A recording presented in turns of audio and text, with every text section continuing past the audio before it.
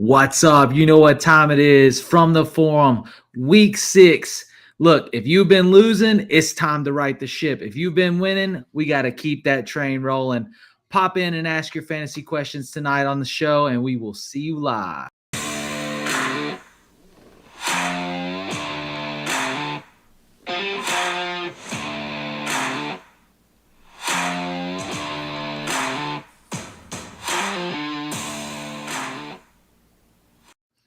What's up? What's up, everybody? Friday night. I'm tweaking out because I missed last week, and I'm here and I'm excited. I was sick last week. Yeah, I know it was rough. I mean, and now I'm back. I'm excited, ready to get at it. You know, Steve, Ohio State fan, right? Florida State. Oh, Florida State. I come from an Ohio State family, though, so you weren't far off. Well, so you know, the big narrative was JSN versus Egbuka, and they both lit it up. That game was exciting. What's your thoughts? I mean, there's people talking about Egbuka like he could be the next Jamar Chase. Are you buying that heavy? No, not at all. Not at all. Listen, he's doing well. He's doing better than I thought he would. But I think we need to temper expectations a little bit, that a lot of what he's doing is coming off of busted plays, busted coverages. It's worrisome in the similar sense that I was worried about Ladd McConkey and Brian Thomas Jr. A lot of what he's doing isn't like highly sustainable in an offense that isn't feeding him the ball. We're watching Baker Mayfield make a lot of plays. Like, he's kind of just chucking up these like prayers, and they're just falling into his hands right now. If that stops or slows down or regresses to the mean, along with his touchdown percentage, we're going to be having a very different conversation about Egbuka, and he's going to wind up being Brian Thomas Jr. 2.0 if people aren't careful. I don't know. One significant difference between those two is Brian Thomas Jr. apparently forgot he had hands, and we're catching with arms, we're catching with bodies, we're trying to catch it in the elbow. Egbuka is catching the ball out here, and that's exciting. Not a ton of body catching. Johnny, man, I see two things in your background. I see the terrible towel, and I see a little blue and white. So it makes me think there's a little bit of maybe a little bit of the Steelers, maybe a little bit of the Star. And in that vein, your boy George Pickens gets shipped out, changes to Dak throwing to him, and all of a sudden we're talking ball. What's up? Yeah, man, George Pickens was a guy, man, I was all the way in on last year, planting my flag on him, and I was a year early, but I still have him in a lot of leagues, and, he's balling out, going to continue to do the same thing while CeeDee Lamb's on the shelf. And as far as the Steelers go, man, it looks like DK Metcalf is getting all the work there, man, so that's also another good situation. I would never root for the Dallas Cowboys. It's just the old Waverly Tigers back there in the background, man. You know what I mean? So that's what that is, bro. But so then there ain't no joy in it. They ain't like, oh, at least he went to my Cowboys and balling out. It's just all straight like, dadgummit, why couldn't he have done that in Pittsburgh? It wouldn't happen. It never would have happened. Got a couple people in the chat. Britt Bradford, what's up, crew? Matthias and Steve, you not a hat guy? Look, I appreciate you changing it up. I can do it too. Hold on. What's up? No hat. Let's go.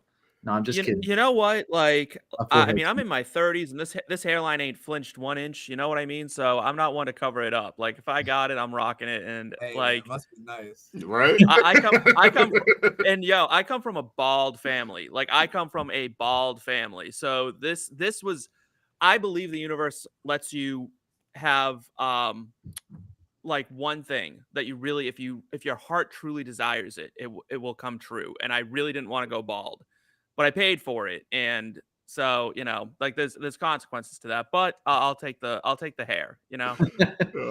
Got Albert. What's up, fellas? Thanks for tuning in, Albert.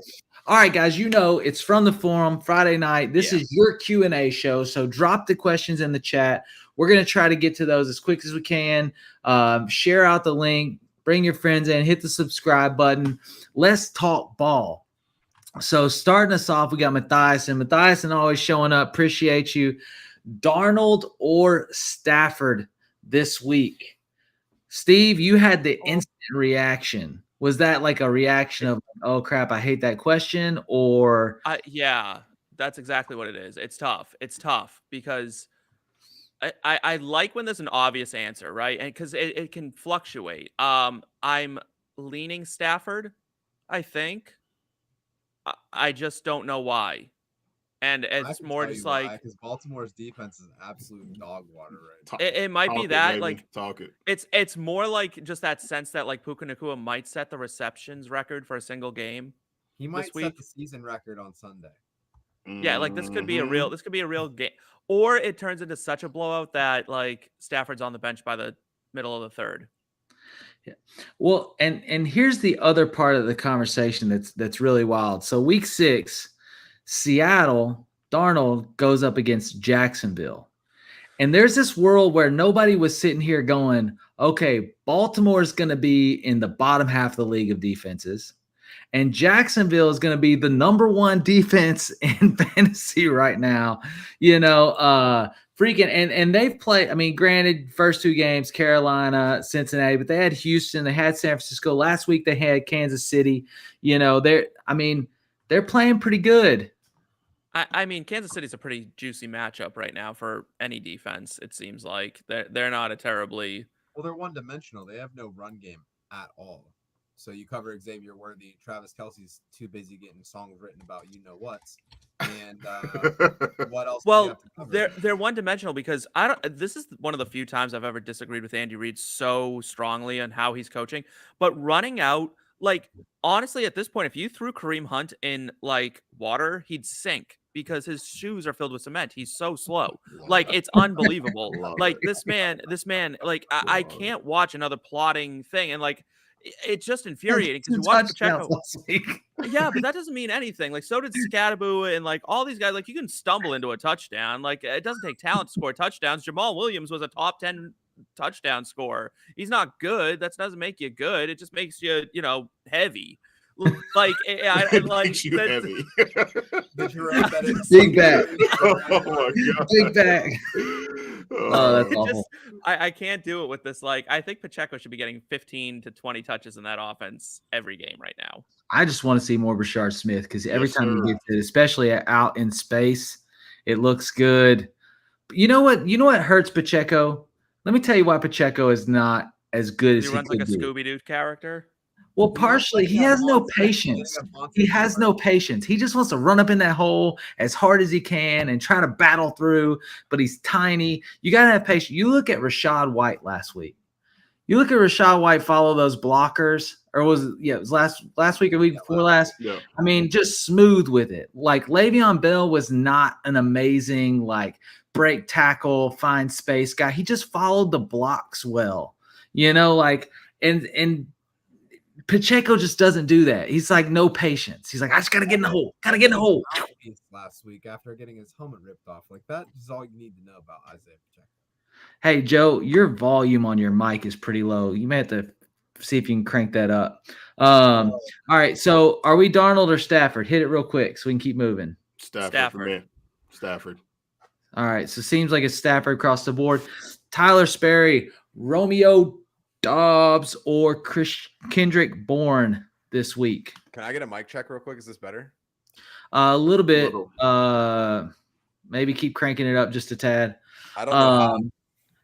Johnny, you want the Dobbs or you want the Bourne? I'm taking Romeo Dobbs. The guy who's been on since the preseason for sure in Cincinnati. I think you can pick whatever way like you want to beat those guys for sure. And I think like with what happened last weekend with Dallas, or 2 weekends ago with Dallas with Green Bay, I think this is a really good get right spot for Romeo Dobbs. I think it's a get right spot for the Green Bay Packers for sure. He's touchdown heavy, but still though I like him in that situation. Even though Mac Jones is playing really good in that Tampa Bay game, could be a shootout for sure. So that's a really good that's a good problem to have, Tyler, is what I would tell you. Yeah. What do you think, Steve? I'm gonna go Kendrick Bourne.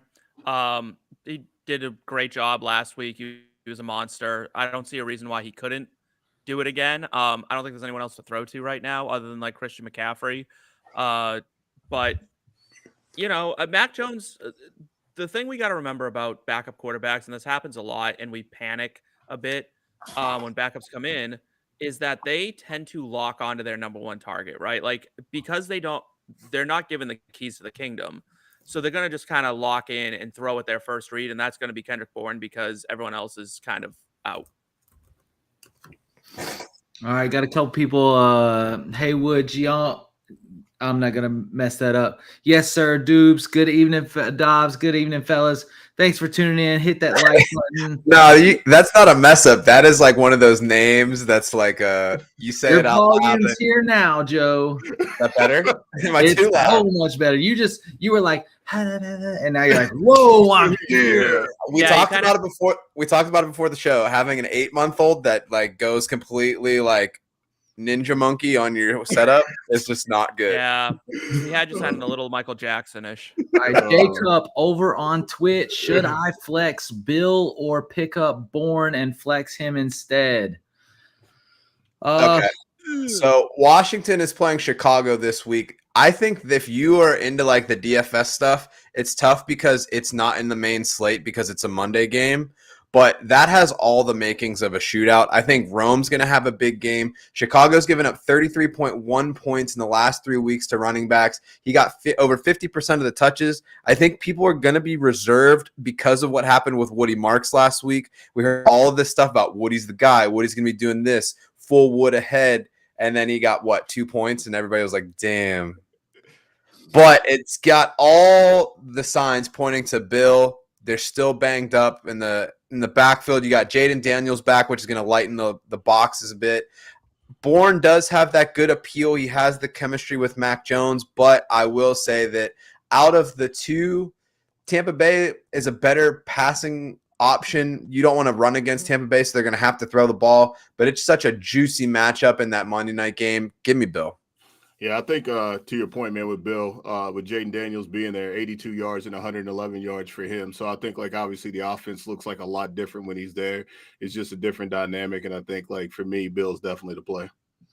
Yeah, I mean, especially looking at the context of the roster, you know, you're pretty strong at running back with Bijan, Genty.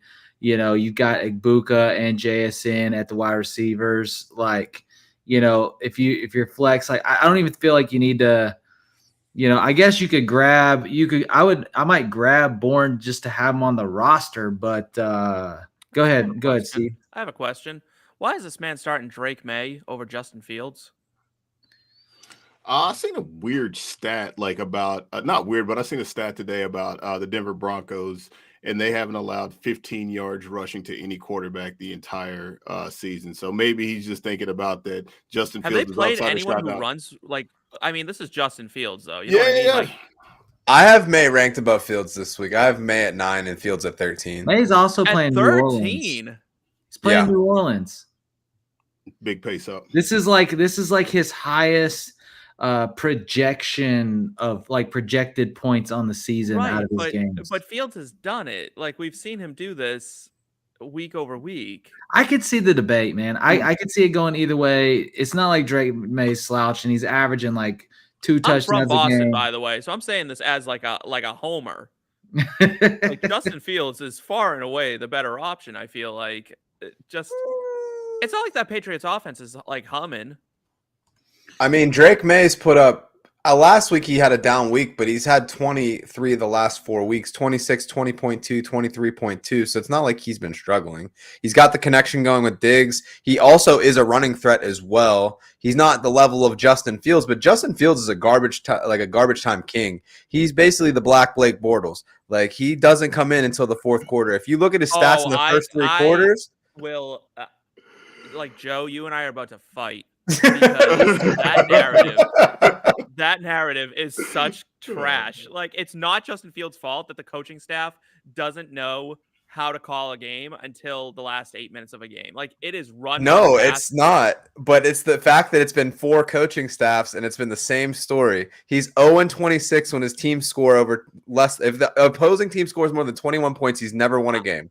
Right, but what is the average score of that? Because like they pull that number 21, but I bet the average score in those games is like of the opposing team is like 28, 29, 30 points. Like they're not just putting up like some points. Like most of the times when he loses that game, I looked at it, he scores over 21 points as well. It's just like, it's not like he's being shut out in all these games. Like he can only put up 16 points. Well, there's some hype going for May in the chat. May is better than Fields. May equals Josh. Well, here's the thing. You're talking real life versus fantasy. Like, even though me and Steve may disagree on the rankings this week, like Fields, the floor from the rushing upside is there. So if you're thinking like dynasty, yes, obviously you're going to want May over Fields because once this Jets contract is up, he's probably not going to be starting anywhere else. But if you're talking in a redraft format or in a format where you get any sort of upside for rushing 4-point passing touchdowns, then Fields is a cheat code. Fields is my QB6 on the season because I believe in that rushing upside. So I don't think that it's a matter of like understanding football. It's just how much are you willing to bet that he can do it this week? I just don't like the matchup this week, but that doesn't mean Steve is very knowledgeable. So I don't feel it could go either way. You definitely have a high ceiling with Justin Fields. He's had over almost 30 points in each of his games, except for now granted that was Pittsburgh, Miami, and Dallas, give it up. When he played Buffalo, it was his weakest game. And so I could see the matchup call, but there's still a high ceiling there. It's either going to be good or it's going to be bad. You're going to get more of a decent floor with Drake May, I feel like. But, I mean, you're maybe talking about 5 points difference if Fields has a good day, I think. Rolling here, Jacob said, wait, is this the show that said trade was bad for me back in week 3? I gave Chase Brown and Bowers to get Genty and Igbuka. One, I would not have told you that. No one would have said that. Wrong show. So, wrong show. Keep moving. Make sure I get this. So back up to Matthiason's quarterback question. Darnold, Mac Jones, or Daniel Jones. I don't know how you get away from Daniel Jones right now. Like you just easily. He's playing Arizona. They're a stout defense. Mac Jones is going to have to throw the ball against Tampa Bay, and he's going to do so. Mac Jones is my QB. Is he going to have to against Tampa Bay? Isn't everybody out for Tampa? Bucky, Godwin, and Evans, they're all out. Yeah. They've been all out for weeks. Well, Godwin in some shape, form, or fashion combination. But I agree with you though, Frick. Like Mac Jones, like this is definitely a spot. Every game Tampa Bay is played this year so far, man. Like it's been a shootout every single game, man. And if you're playing DFS, cheap. And even if you're in shallow leagues, like Mac Jones is probably still floating around out there. I like Mac Jones, man. I'm pretty sure he's had a QB8 finish QB5 in 2 of his 3 starts this year, or either like in his last 2 starts, something like that, QB8, QB5. So it's really interesting because Daniel Jones, like his first 2 weeks, he was a top 7 QB, primarily because he was getting tush pushes into the end zone. He really hasn't had any rushing in the last couple weeks, and he's been like QB15, QB16. I don't understand what's going on with that either. That's so strange to me. You would think that Vanilla Vic would be getting some more love on the ground game, but like it just hasn't happened. A bit, but like I guess that was always the concern, right? Is that Daniel Jones would just turn back into a pumpkin eventually. And no, say it ain't so. Just kidding. All right, we got to keep moving. We got a bunch of people in the chat. I'm gonna try to get to these questions, guys. As we're rolling through here, we are gonna try to get to your questions. If you're on Twitch, you're on Twitter, you're on YouTube, you're chiming in. We are going line by line. If you super chat on YouTube, we will skip to yours directly, and we will try to get to these as fast as we can. Half PPR. You got the new phenom out of San Francisco versus the tribal chief himself. Who you taking, Johnny? Oh, man. Like, hey, I'm still back in on this 49ers offense, man. Like, this is the place to be, bro. This is the place to be. It's right here. Although I did hear a lot of really good things about David Njoku and Dylan Gabriel as far as just him really peppering the tight ends so far. So, yeah, man. I think rookies, man, underneath. Yeah. That's why you play Taylor, right? That's why that's it. Yeah, rookie Justin Fields. No, never mind. I thought you were talking about Mason Taylor, who's been on a heater lately. Yeah, he really has, but he's been crazy good.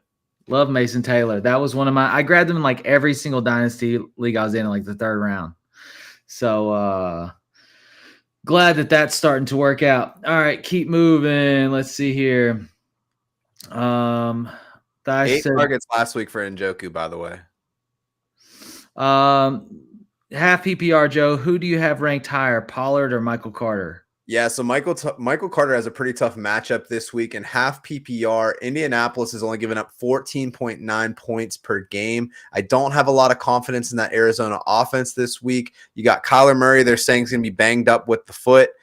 Tony Pollard is going to see a little bit less work because they got Spears back, but Tennessee going against Vegas. Vegas has struggled against the run a little bit more, 26.7 points per game against running backs. Give me Pollard. I like it. Let's see. We got Haywood in the chat. We the ones, Tribal Chief. My guy, Johnny, getting some love. Let's see. I missed. There was another person popped in. Nino Pena. What's up, fellas? Thanks for tuning in. Appreciate you. Oh, boy. All right. Getting back into these. Let's see. He's got World of Jesus. How do you feel about JJ's fantasy production when McCarthy comes back? Do you think he goes back to week 1 through 3 form, or does he keep this momentum?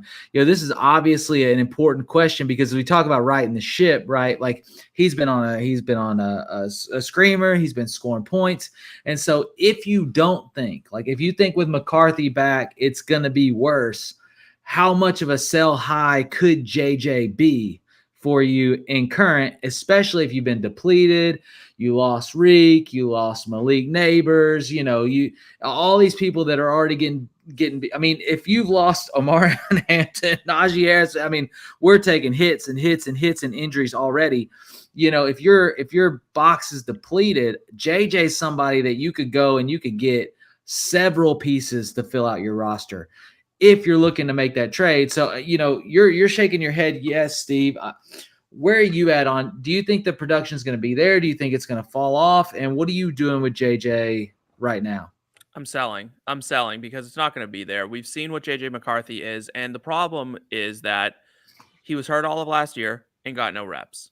Then he comes out, he plays for 3 weeks, gets hurt, and is now he just has no time to develop. His development is not coming along. And we saw what he's going to do as a quarterback is he's going to play it very, very safe. And he's going to take very easy throws. And sometimes with Justin Jefferson, you just have to trust that he's better than the guy that's covering him. But JJ McCarthy isn't a good enough thrower of the football like we saw. Here's the secret with JJ McCarthy that no one wants to talk about. At the college level, if you're an elite thrower of the football, your team will never be like, we're just going to run the ball into oblivion and just keep this guy secret. If he was that good, his head coach would have drafted him, but he didn't. Real. That's so real. There was all there for him to be he could have done it, right? He could have gotten a haul for Herbert and brought in JJ McCarthy and did all this. And Michigan is wasn't sitting there going whoa, little does anyone know that we have JJ McCarthy sitting here ready to kill him if we need to. If that team had to throw, they were uh-oh, we're in trouble now. That was the MO on McCarthy. He's a game manager. And so that's not going to be great for someone like Justin Jefferson who relies on, he's so good, but he's hey, you got to trust that I'm going to get this done for you. And McCarthy just doesn't have time yet to develop into someone who can do that. It's funny. I was a hater of two people going into this season, McCarthy and then Scadaboo. Scadaboo, I've completely got egg on my face from that one. He's been completely ball. I mean, whether it's a long-term thing or not, he's taken over that backfield and he's going to have that role at least for this season. Tyrone Tracy is not going to come back and be a piece of that. But yeah, I agree with you. I think that you can sell high. I think the problem is that the average fantasy player is becoming so much more aware of these situations that what value are you going to get? Because if you're selling, they're also having that expectation. So it's it's a really dynamic conversation to have to get the value that you want for it. I don't think that that's the case. I don't think the average fantasy football player is thinking McCarthy is going to tank. I mean, Matthias in the chat said Jefferson has only scored with McCarthy, and McCarthy has not been throwing it safe. He has slung it. This guy must hate Michigan. He only throws it to the right side of the field. So now we got a super chat, so I do got to get to that. So what I'm saying is, it's JJ. And I think if you put JJ on the block, you get a haul, right? Like there's no realm where somebody goes, oh, McCarthy's going to come. Like that's a fantasy analyst thinking deeply into it and trying to project production based on the first 3 weeks. Yeah, that's you, Joe. You know, like you're in like 50 leagues, you play in the Scott Fish Bowl, you know, it's like I'm in the top 70 for Scott Fish Bowl, so respect me. right, that's what I'm saying. So okay, coming back to that, but right now, Tyler Perry, thank you for the super chat. You're the bomb. Tyler Sperry, yeah, that's amazing. I love it. What was that, Taylor or Tongus this week? While I like Mason Taylor, we talked about that, and I think that he does have upside this week with that matchup being a little bit tougher on Justin Fields. He's going to have to get the ball out, and they've got good corners. So it's going to be a lot of dump offs, I feel like, which does serve Mason Taylor. The thing is, it's hard to get away from Tongus because out of his 3 games, or really out of his 5 games, which of, 3, 4 he's actually started, it's been 3 touchdowns. Like you have a higher upside of a touchdown. You're still looking at probably somewhere between 5 and 9 targets, which is probably where Mason Taylor, you might get 7 to 10 targets with Taylor, but I don't know if he gets in the end zone. Tongus, I think, has a better chance of getting into the end zone, which is why I would roll that way. I think where there was a Tongus or Njoku, and then that was immediately after. So I think this one just kind of slipped through the cracks a little bit. I think they're all very similarly ranked. Like Njoku, Tongus, Mason Taylor, I have them all within 4 spots of each other. I have Njoku, Tongus, Laporta, Taylor, 7 through 10. So hopefully that got your answer there. The JJ conversation, it sounds like we're a sell. Joe's saying maybe you can't sell. Mathiasen says you're crazy if you sell JJ. I just think with a depleted league, right? With a depleted league in injuries so far, and James Conner, Trey Benson, like they're running the ball with, you got 2 teams that are running the ball with RB4s this season already. We had a man drop the ball before he got into the end zone, and the team lost the game because of it, and he didn't get cut. That's how injured that backfield is. Yeah, like you just, and so to me, if I got somebody like JJ1, I've got a staple, but we can get JJ production from somebody else. So, and it's really the name change, right? Like the name, so you could probably take JJ and get a Egbuka which is crazy. That's crazy, but you could probably do it. You could take JJ and get CD, and because CD's banged up. I love these conversations because, like, as the chat goes through, everyone will tell me I don't know ball and I don't know this and I don't know that, and they'll cry about it and they'll do their whole thing.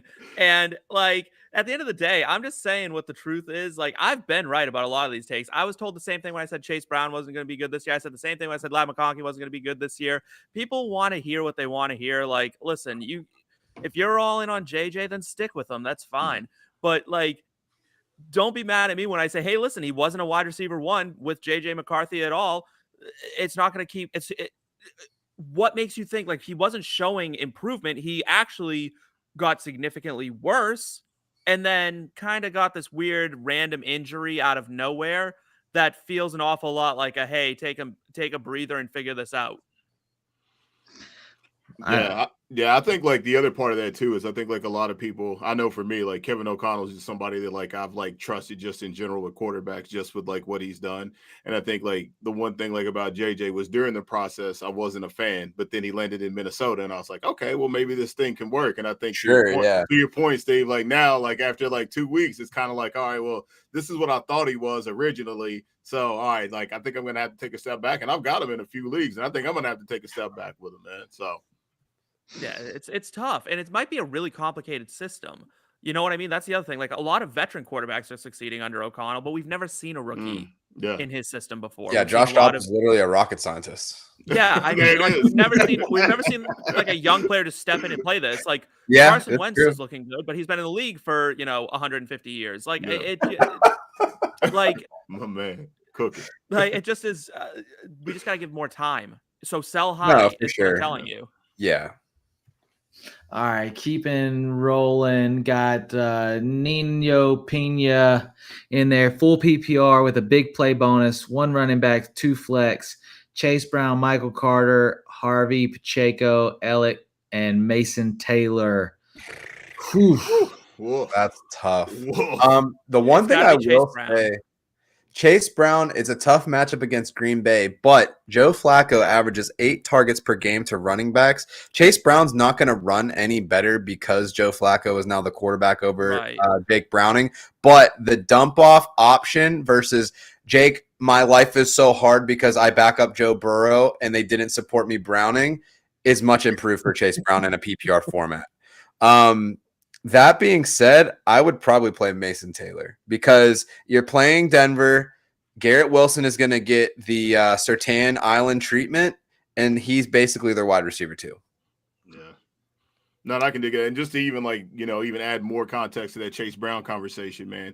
Dylan Sampson, week 1. I don't think any other rookie had more receptions or something like that right there when he first started the season. So I think that's a really good call with Chase Brown there. And then Alec Amenor, man, he's a guy that I think you could put into this space here, man. Because the Raiders are god awful everywhere, and Calvin really finally showed up to play ball last week. But Amenor, he's the guy that he's getting the work there. So if you're looking at it just from through that lens, I'm okay with playing him in that space too, man. So we got Chase, Ellick, and then Mason Taylor. Is there anybody else they're trying to put in there?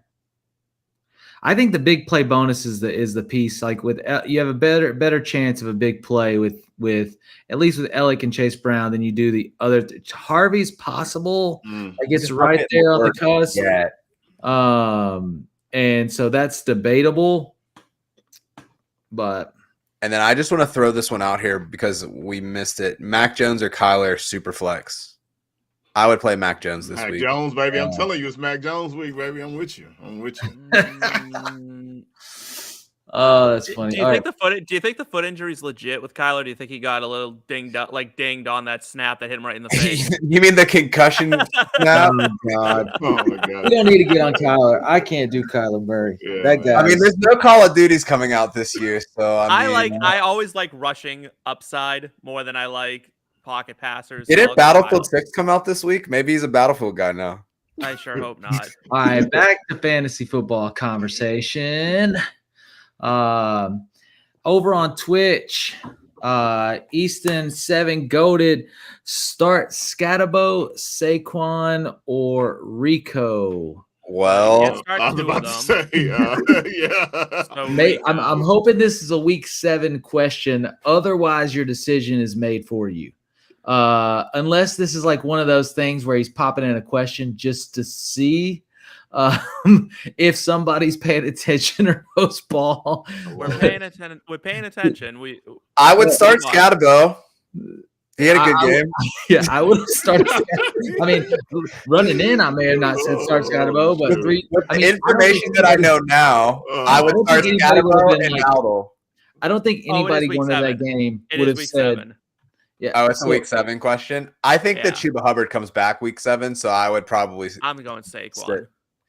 Yeah, it's hard to. You can't sit Saquon. They've got to get back into the run game. Listen, here's what they're waiting for. Mike McDaniel is going to get fired from Miami. Philly is going to hire him, and then they're just going to get rid of their offensive coordinator, who apparently has a remember the Titans playbook and only has 10 plays in his playbook. Just give it time, like Novocaine, it'll work. Fact. Also, sign up for the Rainbow Bowl. I'm running the Remember the Titans League. Bang.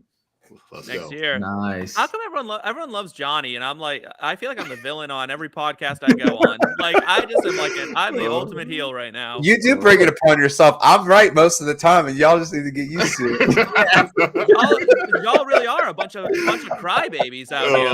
It's rough. Oh man. You know why? 'Cause you know what it is that so much of this country, y'all are soft. I'm a Northeasterner. We're gonna give it to you exactly like it is, and y'all are just soft. It's just you can't look. take it. All I know is Haywood is enjoying the show, fellas. Good stuff. Yeah. Appreciate you tuning in. Hope you're getting some entertainment. Keep dropping those questions in the chat. Haywood G, my dog. That's him, baby. That's him. Everyone's Oh, like, that's Johnny! funny. And then they're like, Steve should throw himself off the nearest Oh, bridge. man. Oh. All right, let's see here. Keep moving. All right, I think we're here. So, all right, looking for a stash. We don't get many stash questions. So stash Luther Burden, Kyle Monangai, or Kendre Miller, or fill the spot with Mason Taylor. I really don't understand the second part of that question, if we're being honest. I think he's saying like, so he's got those three, or he's got the potential to stash one of those three on his roster, or he can let them all three roll out and fill the spot with Mason Taylor. So it's really just Those four. Burden, Monangai, Miller, or Mason Taylor. Yeah. Yes. That's what I'm taking. I think given the temperature in New Orleans, there's so much trade talk surrounding Alvin Kamara. Kendre Miller has recently overtaken like the carries in that backfield, and they're not really throwing the ball to Kamara like we thought we would see. He was like one of my top guys for the year, Alvin Kamara, but Kendre is getting a better role. If you look at his avoided tackle rate, it's really impressive. And you know that the Saints, even if the offense isn't good, Kellen Moore is going to find a way to run a lot of plays because that's just his MO. I don't see a spot for Luther Burden this year. Monangai, Swift, I'm not a Swiftie in either regard, to be honest, but it's just I don't have a lot of confidence in that offense. I do like Mason Taylor, but just as like a fantasy Bible of sorts, I don't believe in rostering two tight ends at a time. So it's like either your tight end is good enough or you need to have Mason Taylor be your tight end. There's not really like a need to have both. So Kendre Miller would be my pick. I'm with you on that, man. Same thing. Yeah, same thing. I mean, playing times went up every single week. And then ironically enough as well, like if you even look on third down, man, like his third down playing percentages went up as well, which is like really weird because that's definitely Alvin Kamara territory. And like feels like Kamara's played some of his last days there in New Orleans, man. You know, I don't think it's that serious. If like I don't think well this is what I'm saying.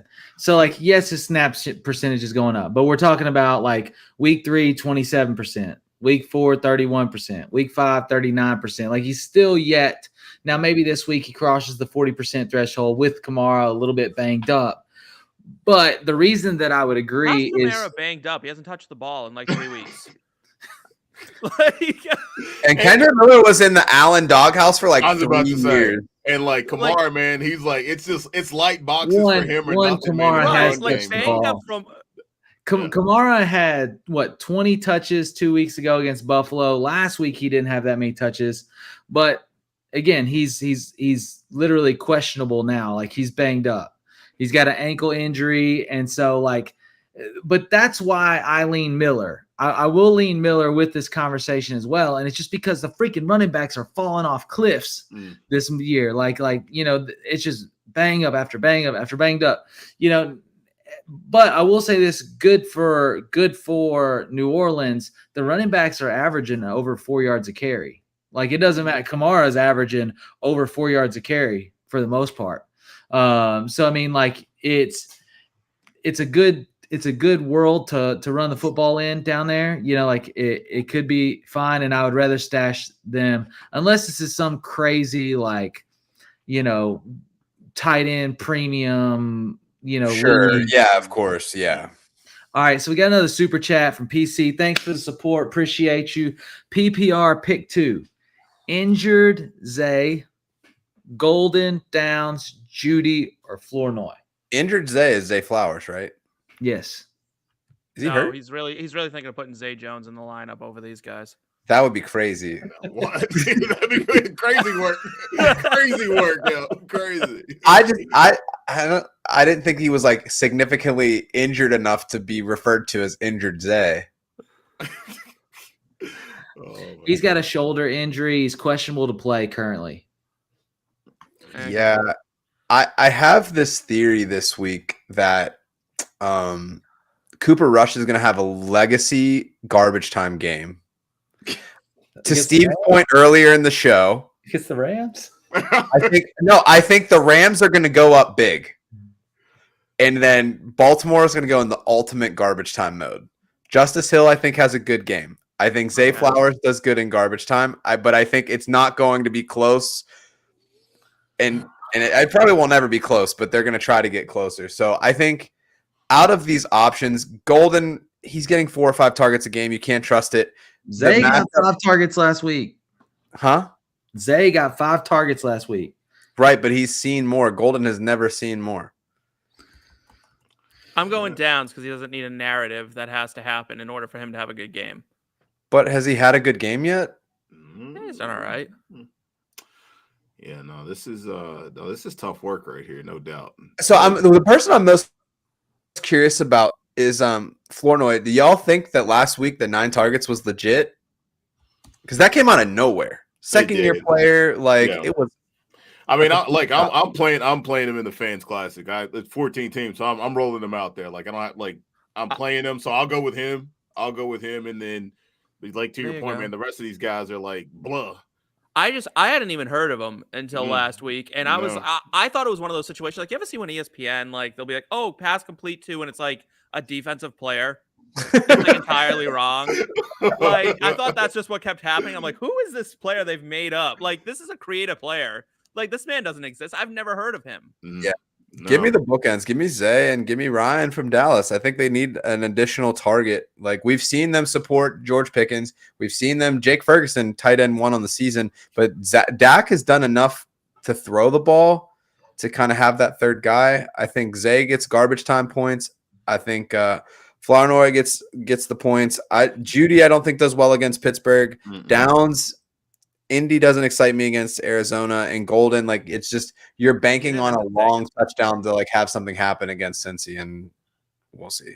So here I think Zay's the automatic. If he plays, he's automatic. Even last week, people were like, "Oh, last week he only had 5 targets." He had 5 catches and he still had over 70 yards, and he still had 12 fantasy points. Zay is like a flex play that you maybe surprises you and does more. He hasn't been outside of double digits, but 1 game all season. No matter who's throwing him the ball, and obviously, I guess it's so not sexy. You know what I mean? There is a part of fantasy that you want it to look good, even if it doesn't get you the same amount of points. Watching Cooper Rush throw the ball to Zay Flowers, it just hurts. You know what I mean? It kind of hurts. The difference is Zay can catch the ball and then he can do something with it afterwards. He's shifty as hell. That's why you're at the bar. If you're out at the bar.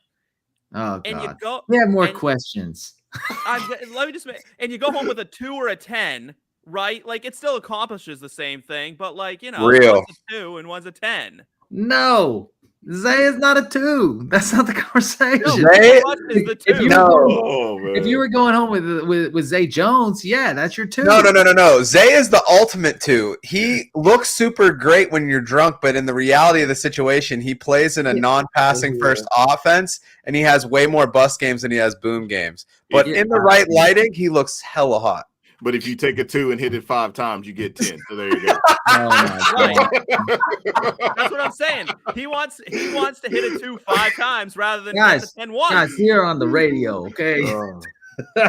We're talking about blackjack. We're talking about Bible study. Yes, exactly. Okay. Keeping it moving. Okay, so it sounds like Zay, Golden, Flournoy, or Flournoy, Golden. No, that right? Zay is. Yeah, it would be those 3. It would be Zay is a potential. He's questionable to play. So if he doesn't play, then you go Golden for me. If he's not playing, you just take the L. Get out. We don't just take L's. All right. Maybe you just that ship sank. All right, keep moving. Let's see. All right. So Jeffrey J. Revere, appreciate you. Thanks for tuning in. Hit the like button. I've gotten conflicting advice on this trade question. 12-team PPR. Should I trade Cortland Sutton and Travis Etienne for Nico and Javonte? What is the conflicting advice? If you're getting bad advice for not hitting the smash on the light, taking that trade, you need new friends. That is an absolute smash of a trade. The wise thing to do there, we know for a fact that Etienne he hasn't been that much like efficient. They're setting the framework up, maybe not this year, but they want to see what they have in Tootin. Sutton, top 15 wide receiver for the year, right? But at the same time, Nico, top 10 wide receiver, even with the issues that they have on the O-line. And Javonte has been a top 10 running back. Like, I don't even know what we're doing here. Give me the Nico Javonte side 10 times out of 10, twice on Sunday. Even Thursday Night Football, I want that 3 times. Yeah. Yeah, it's kind of hard to walk away from that one right there. I think Javonte, I'm not quite sure. I feel like he's running back 3 on the year right now. Miles Sanders just got hurt, and Jadon Blue is going to put on more Louis Vuitton cleats and get blisters. Yeah, those did look awesome though. They look sick. They were. I would have them back here if I could. Yeah, and I think the other part of this too that like we're like just not to like gloss over is like having BTJ and ETN, like so having 2 Jaguars on your team as well. It's not like that there's anything beneficial from having 2 guys on one team that isn't exactly a potent offense as well. Could you trade BTJ instead of Sutton? That would be fire. There we go. Okay. Maybe you hold off for the week. I think BTJ has a good game this week. Everybody it's coming. I think what people are conflicted about in this trade is Nico, right? Like if you have Nico Collins this year, you're not happy with it at all. You're not happy. Mm-mm. It's an infuriating experience. Yeah. Sutton, you're pretty happy outside of 1 week. Right. I can feel that. All right, keeping it moving. Got Tony Romero in the chat. Evening, fellas. 2 questions. Drake May or Caleb Williams? Ooh. And then also drop Ollie Gordon for Jadon Blue with Sanders news. Appreciate it. I said this before, but that Chicago-Washington game is about to be a banger on Monday night. Like, if you're an East Coast dad, you're going to have a bad time because there's going to be so many touchdowns that are scored. We're not getting to bed before midnight. Yeah. I have Caleb Williams, my quarterback 6 this week. I have Jaden Daniels, my quarterback 2 this week.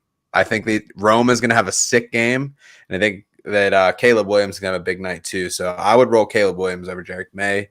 As far as drop Ollie Gordon for Jadon Blue, you're wishing for the same thing, really. Like Achane is going to be the guy for Miami. I mean, Steve, you could probably speak to that a little bit more. Ollie's kind of had like the pop games because he's kind of like the short yardage guy for them in situations. But Jadon, that offenses look better than we've expected running the ball. I probably lean Blue just because there's this narrative that Achane gets hurt a lot. I don't necessarily believe in that. I don't think it's necessarily Achane. It's just Mike McDaniel's running backs. But yeah. But that's just the curse of being affiliated with San Francisco at some point in your life. Like, yeah, I will say I'd take Drake May. There's something about this Monday night game that just feels like it's such a game for Caleb Williams to like turn into a pumpkin. Like it just feels like those kind of games that Caleb Williams just forgets to show up for. And Monday night games haven't been awesome this season either. There's like something weird going on where Thursday night games are bangers and Monday night games suddenly aren't. Yeah, what happened? I don't know. Someone put a curse on that. I'm gonna roll Drake May because I just think he's safer in general. I would drop. Yeah, I'm dropping Ollie because it seems like the backup in Dallas is just more productive than the backup in Miami right now. And realistically, you don't want someone like Achane is still very valuable because it's not with his rushing ability right now because that line, that offensive line is a wet piece of paper. I mean, they can't block anything. It's awful. They couldn't run block a parked car. Like they can't do anything. They are awful. I love it. Like so he's in the offensive lineman phrases out there. The coach like it's just awful. It's so bad. It really is though. Like you watch it and I'm like, man, they are in the backfield every play, and it's just bad. Jadon Blue just has a better opportunity, better team around him. I feel bad for Mike McDaniel, honestly, because I think Miami. It's a very sick conversation to have because you're like, who is more likely to get injured out of the two is basically what it comes down to, which you never want to wish for, or talk about. Yeah. I was about to say, like, I know I'm actually I'm a big Caleb Williams fan for sure. Was a guy I planted my flag on this year, but I think Drake May, man, like the situation for him is definitely really good because Washington's defensive line, man, like they're pretty good, and that's the one thing that Caleb Williams, man, that really causes a problem for him, man, is any type of pressure. And like, yeah, like this could be a game where he turns into a pumpkin for sure. And then as far as like Gordon and Blue, like I would just say, man, just give me Gordon, man, at this point. I think the question is that's a little less morbid than like, oh, who gets injured first, is who is more likely to kind of regress to the point that they aren't a definitive starter, Javonte or Devon Achane. Yeah, that's And fair. That's like fair. Javonte has shown us in the past that he's normally not a starting running back in the NFL. So there may be more opportunity if his efficiency dips. Whereas Devon Achane is just he's just going to do what he's going to do. That's Yeah. All right, keeping it moving. Ryan Bear over off Twitch. Thanks for tuning in, man. Subscribe to the channel. We just started growing our Twitch. If you guys have a Twitch account, go over and hit us up over there, and we would sure appreciate it. Start 2, Cortland Sutton, Diggs, Olave. Only concern is Sutton on Sauce Gardner. Is that a concern this year? I was about to say, man, it's just a name now. Pickens baked him. Yeah. Yeah, I think Sauce's weakness is really physical wide receivers, right? Like big physical wide receivers. He's really the good other against the thing speed. too, if you're going to talk about Sauce, are we not going to talk about Christian Gonzalez? Because that boy is nice. Yeah, he might not be playing, man, this week. I think I seen him pop up on the injury. Oh, really? Yeah, with his bum hamstring again. So. Oh my God, I'd go those first two. I'm not really on Olave just because I don't know why. It just doesn't look good. Spencer Rattler is why. Yeah, no, well, Spencer Rattler's playing fine. All right, yeah. we got to defend Spencer Rattler a little bit this year. That Oh, he is God, not the here we problem with the go. Saints. No, he's played all right. I will go with you on that one, Steve. Like, he has played all right. You look up, and all of a sudden, man, like, I think it was like 5 touchdowns or 6 touchdowns and 1 pick. And then I think Olave, he might be leading the league in targets still. At some point, man, like, you got to think, like, it's going to pop. Chris Olave is I second thought? in the league again for wide receivers and expected fantasy points per game. Yeah. What was the stat I saw? Like Chris Olave was on pace for like 210 targets and like Yeah, 900 yeah, yards. yeah. Oh, shit. I would go the first two. I think the Diggs connection with May, like that's a must start. Yeah. If you are that worried about Sauce, like they're Sutton and Olave. I think Sutton probably has a little bit of the edge, but yeah, you're in a similar wide receiver 2 predicament, which is a good problem to have. No. Millie Mills in the chat. What's up, fellas? Thanks for tuning in. Also, Rise Up. That was a Atlanta Falcons shout out. Can we talk about how sick those jerseys are and why are they not the all the time jerseys? The red helmets are fire. Yes. Yeah, no, for sure. All right, so let's see here. Keep moving. So, what does another great game for Rashad White mean for Bucky Irving's value? Nothing, in my opinion. That's a George Did Pickens he have an quote. awesome game? Did he have 4 carries?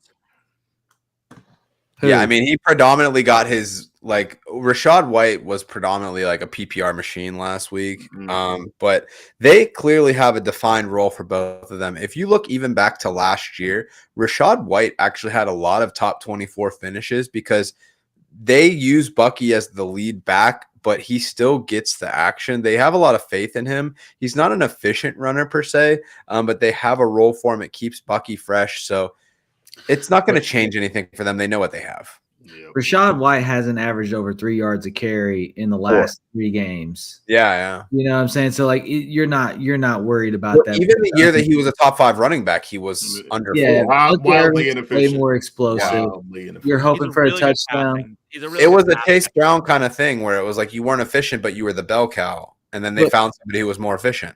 Rashad White is touchdown dependent at the end of the day. You got to hope he gets in the end zone. The only 2 games that he's had in double-digit points, he got in the end zone. Week 2, and he had 14 points.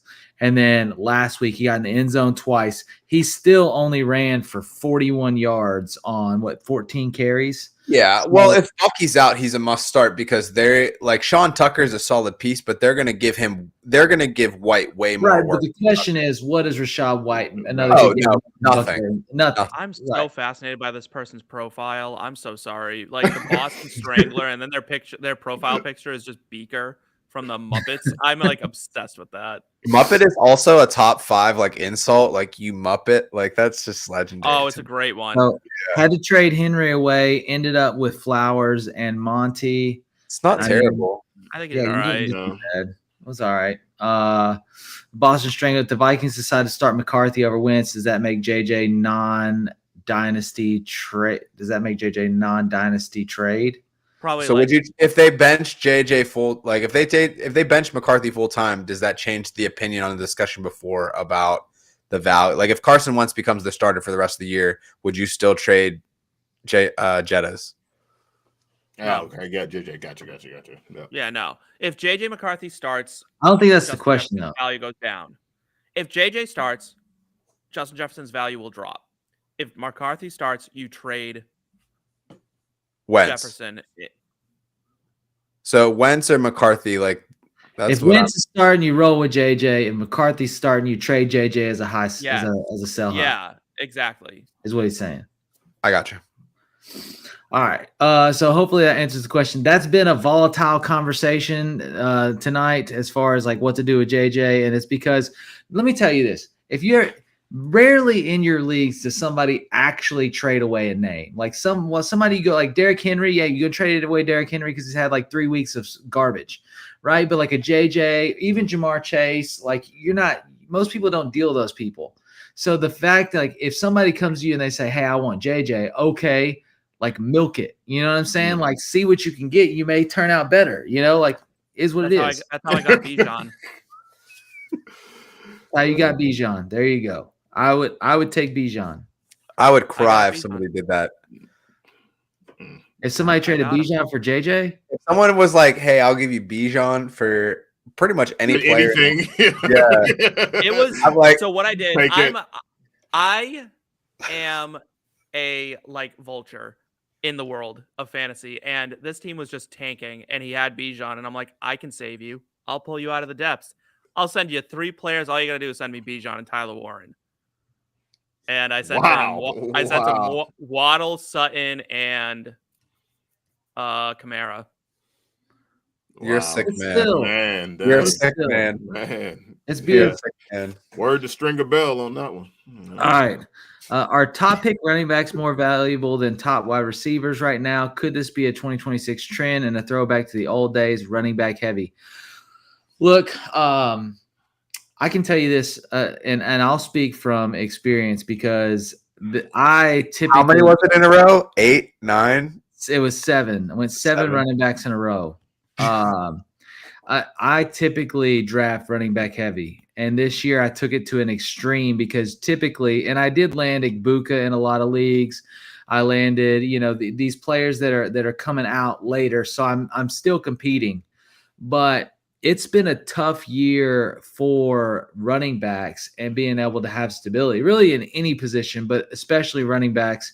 And, you find more people like those guys that went wide receiver heavy, significant outside of Malik and Tyreek, like CD's banged up, but he's going to come back, like the people that went wide receiver heavy, they're scooping up guys on the waivers. They've been scooping up guys on the waivers. They had all the handcuffs that are now they had Scatabo, they had these handcuffs that are now getting significant playing time. And so this year was a little bit different where I think I would have rather had some really premium wide receivers outside of maybe like a more of a hero running back. Like I wanted a CMC, I wanted a Bijan, I wanted somebody like that if I could get them. And then you should have went wide receiver. And that's just my opinion. I'm currently in several leagues fighting back from a running back heavy approach that bit a little bit. So, and the wide receiver heavy guys, they landed on Javonte Williams, who's showing out. They landed on these players that went late that are now, significantly doing well. They didn't spend an early pick on Chase Brown, or Derrick Henry. If you drafted Chase number 1, then you're probably hurting. If you were at the back end and you drafted Brian Thomas, you're probably hurting. But if you took Puka, then right you're now, probably loving life. Yeah, I think right now I would say the top 5 it's Puka as the most valuable player in fantasy across the board. And the next 4 are probably running backs. So I think running back is still king Because it's probably like what CMC, James Cook, Jonathan Taylor. JT, JT, and then probably JSN. maybe JSN, maybe like who's the number 2 wide receiver right now in fantasy? You know what I mean? Like I don't know. I would still say I would put Bijan in that list. Yeah, Bijan. That's what I'm saying. Is it's Puka and then a bunch of running backs and then like wide receivers fall in. So it kind of it does depend. I think top pick running backs are still more valuable on the whole. It's just the injuries that everyone worries about with running backs is kind of coming to fruition this year in a very. And last year, wide receivers got hammered with injuries. I think it was the most injured year in like 10 years for like top 24 running back or top 24 wide receivers out of the draft. It's just another stat point that like fantasy, while yes, there is some skill involved, a lot of it is luck because you don't know that like, God forbid anyone plays at MetLife Stadium, they're probably blowing out an ACL. So I blew out an ACL watching a game on Amazon Prime at MetLife. Guys, we're gonna rapid fire some questions. I'm gonna throw you a singular question, you give your answer, and we go. Word. It's the 10 o'clock hour. We're gonna give them 4 more minutes of questions. We've got several to roll through. I just want to try to hit some more for you guys that popped in late. Try to hop in earlier into the stream. We're here every Friday at 9 o'clock Central to get to your questions. All right. So Joe, start us off. Flex PPR, Bourne or Jennings if he plays. You got to go with the incumbent starter, Jennings. He is going to play this week. I like him better than Bourne. All right. Steve, trade Puka, Swift, Ridley for JT, Bucky, and Adams. Ooh. Other wide receivers are Nico, Waddle, Olave, Ridley. Other running backs are Javonte, Etienne, Monty, and White. No. Nope. Hold Puka. Hold. It's kind of I agree a little bit. It's kind of a hold just on the fact that his team is so good. I would do it. JT, Bucky, and Adams for Puka and some change. Easy take. Easy money. The problem is his wide receivers take such a hit. That's the only thing. Like you're getting Adams back though. You're getting Devontae. You don't want Devontae. Yeah, so you're rolling Nico, Devontae, and hoping you win. If it's one flex, then JT, Bucky, Javonte, Etienne, Monty, you've got 2 wasted players. Puka is such a cheat code right now. You got to roll with Puka. Like he's the best player in fantasy. Now I do like the value. Like JT is fire, Bucky will be fire. I just worry. Bucky could be fire, but remember, lower extremity injuries are very tricky when it comes to the running back position. All right, Tyler, this is rapid fire mode, bro. We got to keep going. I know. The only reason that we're really worried about it is because the wide receivers are so weak. I mean, you don't have any top 20. You got Nico's at 20. Bucky and Olave for an elite wide receiver. Go get it. Last word. Yeah. All right. Thoughts on AJ Brown, Saquon? Any optimism, Johnny Main? Nope, and I love both of these guys, and I'm sad. You're one of those living in depression this year. Yeah. All right, Joe. Better end of bench wide receiver. Better end of bench wide receiver PPR and points per first down. Mooney or Coker. So I guess who's a stash? He has London, Tet, Burden. They're 2 behind DJ Moore and Rome. Who do you want, Mooney or Coker? Coke on my head. Don't call me a cokehead. Give me Jalen Coker. I think that he's going to be a PPR machine. I just don't have a lot of faith in Michael Penix. So not that I have a lot of faith in Bryce Young either, but I just think that Coker has a more likely path to being second on his team in targets. Kyle Pitts has been low-key balling in terms of like his ability to have production. So I think that Mooney becomes the 3rd target. Coker could be the 2nd target. It's going to be Tet. Then it's going to be Coker. And then it's going to be Sanders. So give me Coker. Man, no love for Leggett after his touchdown. I do love Leggett in his deep voice, though. It's a sweet accent. All right. Steve, what's your projections for Rashee Rice, and is he a godsend? Yes. I think he could be. Yeah, I think it's more likely than not that he takes over as the number 1 there, and they funnel targets his way because no one else is getting anything done in a consistent manner. Million Mills. Hey, Tyler, don't judge me too bad, but 2 weeks ago I traded T for Golden.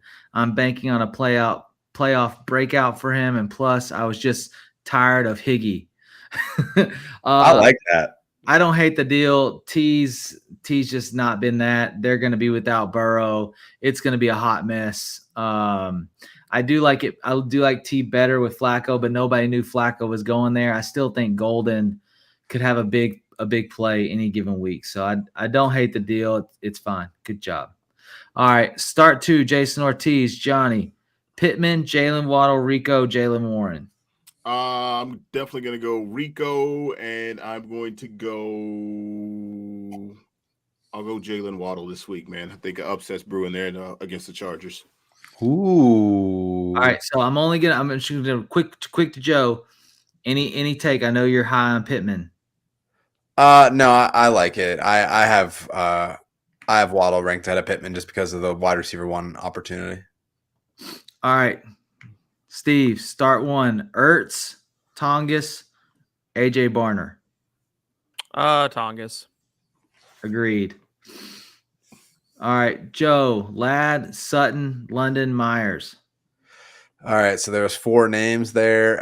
So who am I gonna sit? Let's see. Probably McConkey. I have him and Myers ranked 1 spot against each other. But I think Myers, just because Brock Bowers has been ruled out, he's gonna get some more targets. So that's really the only reason that I have. All right, Johnny, Juwan, Mason Taylor, Ertz. I'm gonna go with Zach Ertz on Monday Night Football, man. All right. Here, need upside maybe. I used Robinson, and I'm upset at starting running back Barkley already. Kyron, White, Rico, Javonte, Swift, Carter. Start 3. I think it's Kyron, Rico, Javonte. Yeah, that sounds about right. All right, and then we're gonna hit this last question right here, and then let's see. Is Mason Taylor more valuable than Trey McBride right now? The answer to that is no. And last question. Last question of the night. Appreciate all y'all tuned in. Hit that like button if you enjoyed it. Appreciate you every week. So one of 4 do I hold? Which one of 4 do I hold on this team? No. He's 1 and 4. Do I hold on this team? No. Oh, Baker. How are you Genty, 1 and 4? Who are you playing against? Baker. Well, it took a while for Judkins to get in. Adams is up and down. Yeah, but I mean, probably played Ridley a bunch of weeks. Yeah, probably. Yeah, Nico's been slow. Yeah, look, I think you're fine. I think you're fine going through the end of the season. Genty, Judkins are going to be fine. Igbuka's going to be fine. I'd see if I can sell high on Igbuka at this point. I don't think he really has to. Then you got Nico sitting on the bench. So Nico and Adams are interchangeable. McBride, JCM in the flex, or to me, Benson when he gets back, or Henderson. All those are options. But every week you're rolling out Baker, Genty, Judkins, Igbuka, and either Adams or Nico, McBride, JCM. I'm good with that roster. I think just got to get in, baby. I think that could lead you to a ship. I think you can come back. Yeah, just got to get in. And T. Higgins over Travis Hunter in PPR. That's not even a question. Hey, look, man, he could wake up. Who knows? Hey, appreciate everybody for tuning in. Thanks for subscribing to the channel. Appreciate you coming in this week. We will see you next week, 9:00 Central. We're here every Friday night. If you're not on a date, you're here with us talking fantasy football. We'll see you next week. Peace. Have a good week. We hope you win. Later. We are here. FantasySportsAdvice.com, offering the best fantasy sports social media platform. Why join endless Discord communities or the trolls of Reddit? Fantasy Sports Advice is a community designed to help you win with 24/7 support. Go to FantasySportsAdvice.com and become a pro member for unlimited access. Again, go to FantasySportsAdvice.com.